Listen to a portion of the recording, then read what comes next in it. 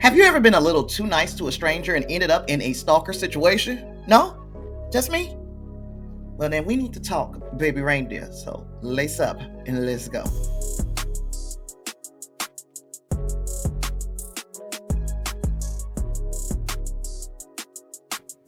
Come on in, y'all. Come on in. It is time for a real talk with TT Tosh, and we are going to talk about this Netflix series. So, if you've stumbled upon Baby Reindeer, then you know it's not exactly a feel good comedy. It's a dark, twisted tale about a comedian named Donny Dunn, whose kindness got him tangled up with a seriously unstable woman named Martha Scott.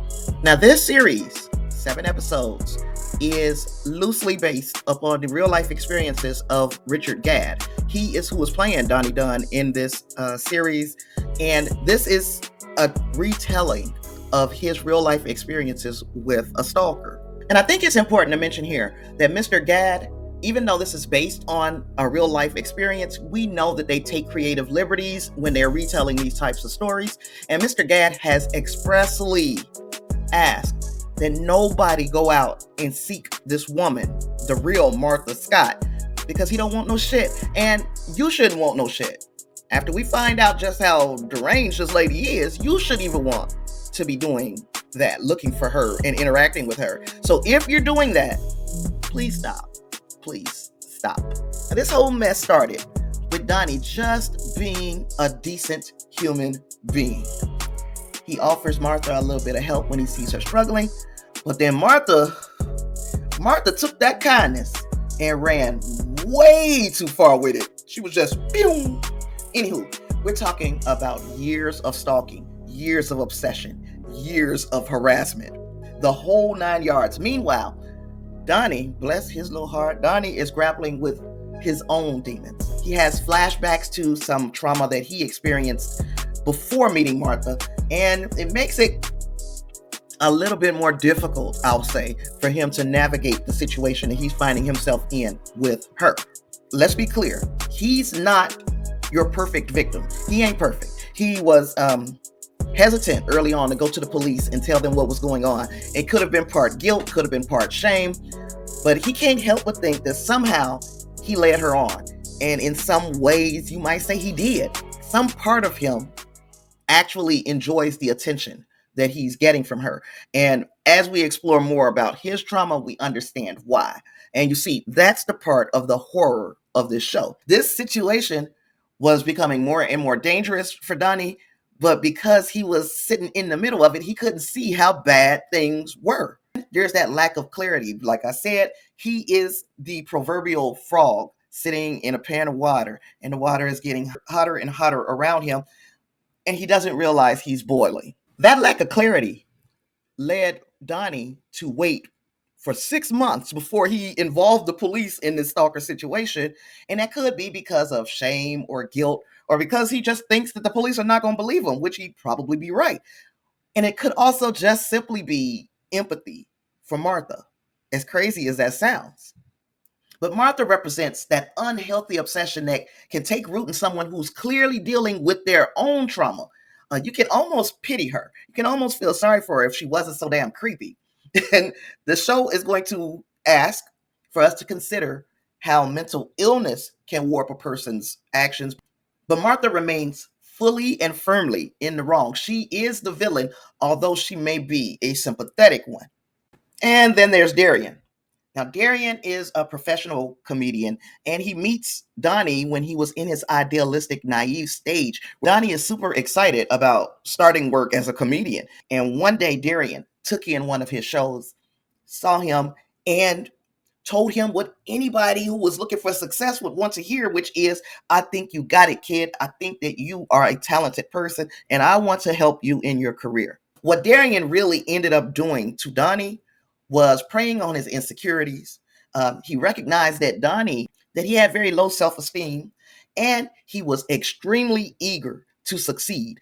Those two things are a recipe for creating a dependency, for setting him up to be groomed. Darrien then presented himself as a mentor to Donny while steadily chipping away at Donny's boundaries. He was offering him drugs. The drugs got stronger and stronger. And then he started to sexually assault Donny. Violated Donny's trust and his right to consent in a deeply, deeply harmful way.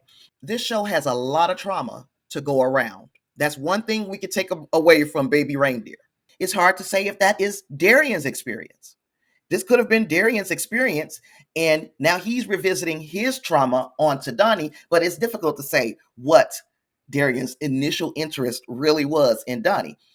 He could have just clearly recognized that Donny was in some ways talented, but that would be secondary to his main goal, which was exploiting the shit out of Donny. Ultimately, even if there was a sliver of genuine interest in Donny's work, it's overshadowed by Darrien's deeply harmful actions that demonstrate that he prioritized his own desires above anything else. So imagine how freaking crazy I turned, how loud I screamed at my TV when, after getting himself extricated from the Martha situation, being extricated from the Darrien situation, Donny ended up agreeing to work with Darrien again. It feels to me like it's a setback in any healing that he had begun. It puts him at serious risk of being re-traumatized. You have to see this individual who clearly had zero respect for you. This could further damage Donny's already low self-esteem. It also perpetuates this cycle of abuse. It blurs the lines of what your boundaries really are with this person, and it can lead to you being potentially re-victimized by the exact same person who already got you once. It makes me think of that one series I saw on Peacock. Oh, Friend of the Family or something like that. Same type of deal where you reopen the door, and I'm not going to victim blame Donny. This is what he's come to expect from people. And there also might be a little bit of denial playing a part in this. He cannot believe he allowed himself to be victimized in this way to the point where it led to sexual assault. He can't believe that he allowed this to happen to himself. So he thinks this next time I'll definitely be on guard. It won't happen again. And that's not how it works. That's not how any of this works. So I mean, listen, maybe deep down this was about Donny finding some healing. It's clear that even when the stalker is out of the picture, the trauma lingers. There's still a process to getting your life back, and it ain't easy. Another question I was left with is like, what was Martha's motivations? And the series doesn't particularly spell out Martha's motivations, but it does drop hints and clues as to what her motivations could be. Martha, if we are to believe what she says, because she is an unreliable narrator, if we believe what she said, she was a successful lawyer who lost her job. She had a stalking conviction prior, so this is nothing new to her. Donny's initial kindness to her might have triggered something in her. This unhealthy attachment that she had to him may have been triggered, and she might have been somebody who was just vulnerable to having those type of fixations on a person. Martha loves controlling her victim's day. You are going to see me. You are going to hear me. I'm going to interrupt and disrupt your life all day, every day, until I see fit to stop it. That is Martha. That's her thinking. She's not portrayed as a typical stalker. This ain't no Lifetime stalker situation. She doesn't just have romantic intentions. There's a complexity to her behavior that suggests that she has some deeper issues upstairs. I think it's easy to say that Donny and Martha are on totally different ends of the victim spectrum. It's easy to make that assumption, but there are disturbing similarities between them that suggest they could be mirror images, reflections of one another. They both have experienced abuse. Donny was abused by Darrien. Martha implies that she had a troubled family life. It's possible that trauma is driving both of their behaviors, albeit in different manifestations. Their actions are driven by some unprocessed and unresolved emotions. Donny is haunted by his past with Darrien, while Martha seems unable to accept rejection or disappointment. And then Donny becomes fixated on analyzing Martha's behavior, trying to find logic in her madness. And similarly, Martha is fixated on Donny. They both seek validation from external sources. Donny, through his work and relationships, and Martha through forcing attention on Donny. Another way that they are similar is that both of them have a struggle maintaining and enforcing healthy boundaries on their life and their time. Donny vacillates going back and forth between encouraging Martha and then trying to create some space between them. Martha just don't give no fucks. She gives zero fucks about Donny, his boundaries, his personal space, or anybody else's for that matter. And their unresolved issues and unhealthy coping mechanisms that both of them hint at, it shows us that there's a potential for self-destructive tendencies. Donny's decision to work with Darrien hints at a path of further pain, and Martha's behavior already has harmful consequences. She's been fucking with people for years, obviously. And then I stopped and I'm like, well, are they two sides to the same coin? That kind of simplifies things, and it simplifies their experiences and their level of culpability in their situation. Martha is clearly the perpetrator. She is responsible for inflicting trauma. Donny, on the other hand, is a nuanced victim dealing with the complex fallout of abuse. I personally came to the conclusion that Martha and Donny are codependent on one another. The core of codependency is a power imbalance. Martha has the upper hand, forcing herself into Donny's life through stalking. This creates a sense of powerlessness in him. Donny is really kind-hearted towards her, but him letting her get away with this is not just about his empathy or his sympathy for her. It's also about what she brings to him. She gives him a boost in ego. She validates him in a whole lot of ways. And this is why he keeps her around, because she strokes his ego. However, the more he interacts with her, the more her behavior escalates, creating this vicious cycle of abuse. Now, Donny, despite his initial reluctance, sometimes indulges Martha's need for attention. And he subtly, however subtle you might think it is, he reinforces Martha's behavior. He is encouraging her. Now, codependency doesn't have anything to do with romance. It's a pattern. It's a pattern of relying on unhealthy external validation and enabling that validation, which accurately describes both Martha and Donny's interactions with one another. Y'all, I could sit here and I could continue to dissect this thing, and I could probably do this for hours. So in the interest of making this a shorter recap of all the things that I think about Baby Reindeer, let's just say that the relationships that Donny was in, one with Keely, the other one with Terry, were both sabotaged by him trying to keep his trauma from coming to the surface. He had that one act that he did at the comedy show that he had, and he kind of had a mental breakdown on stage. But that was one of the first steps into freeing him. And just getting all of that off his chest, even if it was to a room that was mostly filled with strangers, had to be liberating. So that was one step in the right direction for his own healing. He also told his parents about the sexual assault, and also about his questions about his own sexuality and the stalking, because surprise, surprise, Martha started stalking his parents. And his parents were very accepting. His parents were very supportive. That was so good to see.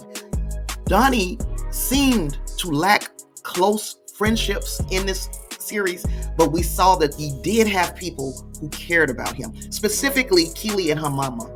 They cared about him. Outside of the family, they were his family. And even though he and Keely had broken up and had gone their separate ways, you could tell that there was still a mutual respect there, because she's living with with her mama, but then also she embraced him. She brought him back to her mama's house, because surprise, surprise, Martha went there and effed that up for him too. And like I said, when I did my one-shot review, I was like, Martha gonna F his life up, and you invited her into your life, Donny. But I said I wasn't gonna feel sorry for him. And clearly, after watching the entire series, I do have sympathy for Donny.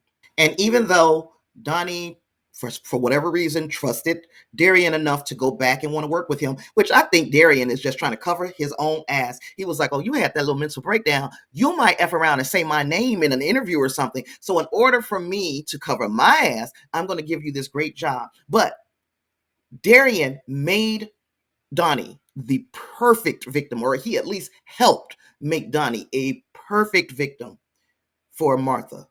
He was ripe for the taking after the ride he went on with Darrien. The ending to the series was very ambiguous. It kind of leaves things open for interpretation, and there's not one way to interpret it. We saw Donny sitting in the same bar in a chair, asking for a drink, not having money, crying, sitting there crying, and the bartender feeling sorry for him and just giving him the drink on the house. So let's hope Donny don't turn into Martha, but I don't think he will. It's a difference between Donny. His actions were never malicious, and it seems like there were times when Martha, she was going for the jugular. She would say some hateful, hurtful things. She knew all the buttons to push on Donny, and she said hateful and hurtful things, and she attacked the people that he loved. So that's what makes him different than her. In essence, I think that this show has blown up the way that it has because its strength lies in sparking these types of discussions about the lasting scars of stalking, the complexities of abuse, and this messy, non-linear, timey-wimey path to healing. So, if you're asking me, should you watch Baby Reindeer? If you're looking for a light and fluffy escape, this ain't that. But if you're looking for a show that's going to challenge you, it's going to make you cringe, and maybe consider changing all of your fucking passwords, phone numbers, email addresses, well then Baby Reindeer is for you. That's your thing. But just like with any other weird internet rabbit hole, proceed with caution. Make sure you're in the right headspace, baby, because it gets rough out here in these reindeer streets.